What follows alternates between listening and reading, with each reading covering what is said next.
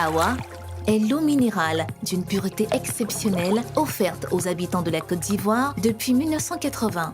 Aujourd'hui, Dieu m'a permis de travailler, pendant ce temps, Dieu m'a permis de travailler avec mon père spirituel dans son ministère dont j'étais le second.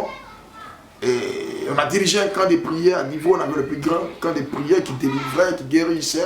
Je me rappelais un jour là où je vais voir la main de Dieu dans le jeûne de prière, parce que dans ce ministère on jeûnait, on priait beaucoup, hein, c'était le jeûne de prière qui était notre quotidien. Et tu ne peux pas, un homme qui jeûne beaucoup, tue la chair, et la chair qui est morte ne peut donner le coup à l'esprit de se mouvoir et de se développer et de pouvoir encore plus accomplir la volonté de Dieu, ce qui faisait que les œuvres de la chair étaient mortes en nous et on ne pouvait pas accomplir certaines choses. Et j'étais en train de prêcher un jour dans ce camp de prière à Divo, dans le quartier Jérusalem, si j'ai la bonne mémoire, c'est Jérusalem, oui. Et dans une grande cour qu'on avait pris où c'était nos prières. Et je me rappelle un jour, j'étais en train de prêcher. Et il y avait un hibou, un grand hibou, un hibou sorcier qui traversait chaque jour. Et c'est toujours à mes heures de prière que l'hibou traversait. Et quand il arrive à notre niveau, il crie, il passait. Et je disais toujours à ces fidèles-là, dans mes débuts de ministère, zélé, pas possible, j'organise des veillées, des croisades, les cellules se transforment en des veillées. Et ça, c'était ça, Divo, où j'étais gangster, j'étais brigand, j'étais voleur, j'étais tout ce que j'étais à Divo. À Divo, on dit nul, aucun prophète, chez lui-même, n'a une réputation. Mais à Divo, j'étais gangster. À Divo, j'étais un prophète. La plupart des jeunes serviteurs de Divo savent. La plupart sont des fils spirituels. Il y en a qui étaient mes chants, il y en a qui étaient mes commandos, il y en a qui sont mes petits-fils spirituels. Mais au jour d'aujourd'hui, Divo, Dieu m'a établi. Dieu a permis que Divo, il m'utilise à Divo. Il m'a utilisé à Divo. Et donc, j'étais en train de faire cette cellule. Lorsque l'hibou passait, il a crié. Et j'ai dit aux fidèles qui étaient là, un jour, cet hibou-là va tomber ici. Le Seigneur va les détruire. Et j'avais pris un moment de jeûne et je suis sorti du moment. C'était l'autre jour de prière. On était en train de prier, on a prié la première semaine, deuxième semaine, on était en prière. Lorsque l'hibou venait, et quand il est arrivé à mon niveau, il a crié, quand j'ai levé ma main, j'ai dit au nom de Jésus, aux yeux de toute la foule, l'hibou est tombé. Aujourd'hui, le témoignage a dit, l'hibou est tombé là où nous étions. Il est tombé, les ailes cassées. Si c'était le premier miracle qui m'a épaté, que j'ai vu Dieu faire. Et quand le témoignage est parti par ceux qui étaient là, notre cellule de prière s'est transformée en un grand lieu de croisade. Les gens commencent à sortir de partout. Et ce type-là, c'était un des vieux sorciers du quartier. Et quelques temps après, le vieux est mort. Et avant sa mort, il a confessé. Pour dire que Dieu peut utiliser n'importe qui pour faire des choses. Mais pourvu que de tout ton cœur, tu te donnes. Dieu me faisant grâce quand je me suis converti, après avoir rencontré le Seigneur, j'ai servi Dieu à Divo. Et de Divo, Dieu m'avait fait grâce. Dieu me par une recommandation, par une vision, une parole dite va me demander de venir sur Abidjan, là où il devait se glorifier par mon canal. Mais il fallait comprendre que je n'avais personne à Abidjan. Alors donc j'ai contacté le pasteur Dia Lambert à son temps, qui est sur Abobo. Quand je suis arrivé chez lui, il m'a mis en contact avec l'un de ses fils, où j'ai dormi chez lui, ça n'a pas été facile, à même le sol, et sur le sol à Bobo, à Keikwa, je crois bien si j'ai la bonne mémoire, et je suis resté là-bas pendant 1 ou 2 semaines, je dormais à même le sol, sur le ciment, je n'avais personne, je n'avais aucun moyen, même aucun pagne, j'étais habillé, puis je me couchais à même le sol, pendant 2 semaines, et après les 2 semaines, Dieu m'a dit, je ne t'ai pas appelé à venir à Bobo, va sur Yopougon. Et j'arrive sur Yopougon, un jour, il m'a dit va sur Yopougon, j'arrive, je connais personne à Yopougon. Je suis arrivé sur Yopougon, je me promenais un jour, puis je vais rencontrer, je vais voir le marché de Kouté. D'abord, je vais voir le marché de Kouté. Et j'ai eu à cœur, pas parce que Dieu m'a révélé, mais j'ai vu le marché. Et je ne sais pas, je voyais comme dans une vision, j'étais en train de dormir dans le marché. Et je vous assure que le marché de Kouté que vous connaissez, il y a des années en arrière, aujourd'hui le marché est développé, il est bien construit, Western s'y mettait à son temps. Voilà, dans ce marché, j'ai dormi là pendant plus d'1 semaine, j'ai dormi dans ce marché, sous les tables des vendeurs, je dors là, et quand il pleut, je cours. Je vais dans les cours, dans les cours à Kouté.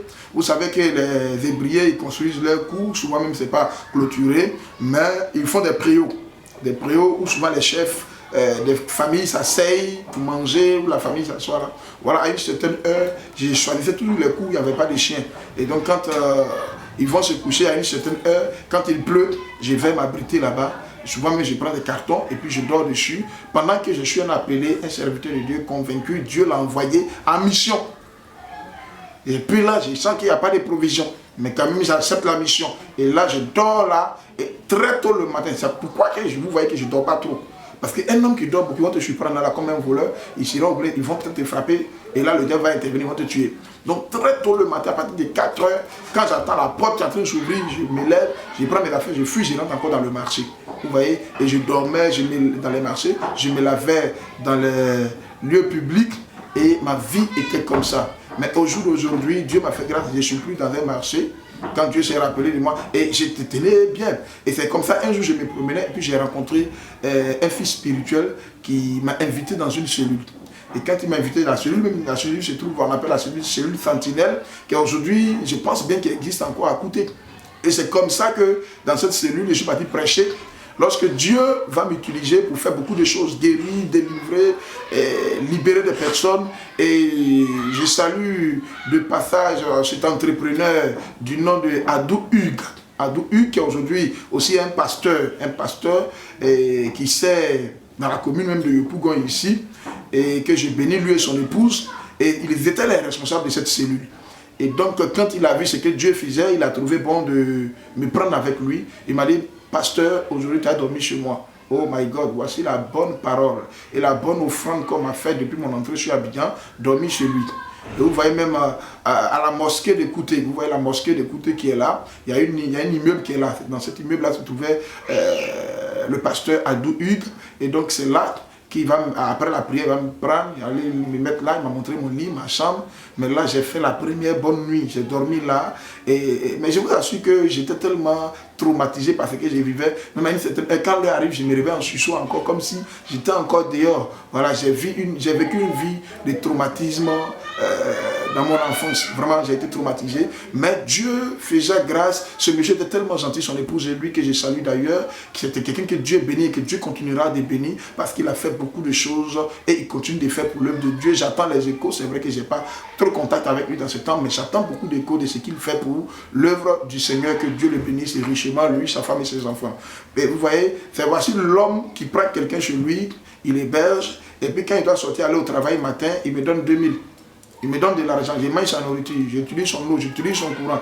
Et puis il me donne encore l'argent des poches. Vraiment, j'ai été marqué, j'ai passé quelques temps chez lui. Et quelques temps après, il a reçu son ami qui est du nom de Tiemele Jibé, qui un jour va venir et puis va parler de moi à son ami. Son ami va dire, bon d'accord, écoutez, moi je ne veux pas que tu as pris l'homme de Dieu, toi mais tu es un homme de Dieu. C'est que moi je souffre de la sorcellerie, ma famille a des problèmes de sorcellerie. Mais un tel homme chez moi à la maison, ça va plus m'arranger. Donc c'est comme ça, il quitte chez l'autre, il me passe à son ami et maintenant je vais chez son ami. Et lui encore là, c'est encore plus grave que l'autre côté parce que c'est une famille très bénie, très gentille. Le monsieur lui-même, c'est l'homme le plus simple, le plus béni, le plus... Vraiment, je ne sais pas quel mot, quelle qualification, très gentil. Et souvent, j'ai mangé avec lui à table, pareil aussi avec Adou Hugues. Et c'est un comédien, il jouait toujours la comédie, je riais. Et sa femme, qui est une mère pour moi, vraiment, elle m'a pris à bras le corps. Parce que c'est une femme qui ne parle jamais. Elle est tranquille, elle est dans son coin.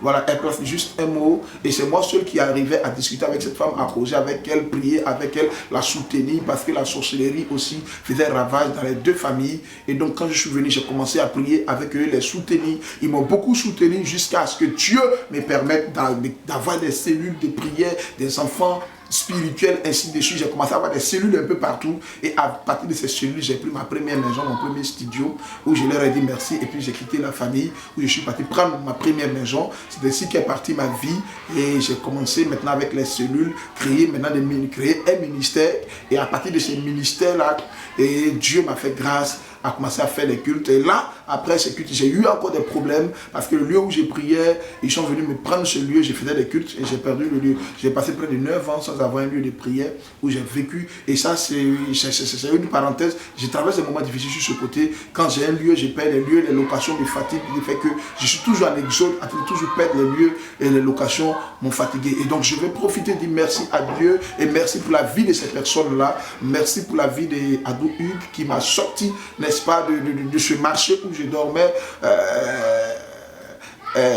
n'est-ce pas, exposé à la pluie et tout ce qui est brouillard et intempéries et tous ces risques que cela pourrait courir. Même des chiens venaient pisser sur moi la nuit quand je dormais. C'était pas facile. La vie chrétienne, c'est pas facile. Alors rien ne dit que quand le Seigneur t'a appelé, tu dois être en même temps le grand bishop, le grand révérend, le grand intercontinent planétaire, le grand très très grand révérend. Non, non, non, frère, il faut avoir un passé pour pouvoir mieux construire l'avenir. Avec Dieu, il y a toujours un passé, il y a toujours une histoire. Et voici mon histoire. J'ai vécu des difficultés, j'ai vécu dans le marché, à l'air libre, la pluie m'a tapé, le brouillard est tombé sur moi et j'ai vécu des choses. Et mais Dieu soit loué, Ado Hugues m'a sorti de là. Dieu soit loué, Timélé, Jean-Baptiste, leaders, ces grands hommes de paix, des grands hommes qui manifestent la charité, l'amour et qui continuent de servir Dieu avec ce qu'ils ont et toute leur famille. J'ai béni Dieu, que Dieu se souvienne de leur famille également, leurs enfants, que Dieu les bénisse richement. Donc c'est comme ça que ma vie a été et je suis passé d'étape en étape jusqu'à aujourd'hui. Le Seigneur me fait grâce. Doux, absorbant, résistant, exigez toujours Lotus le vrai.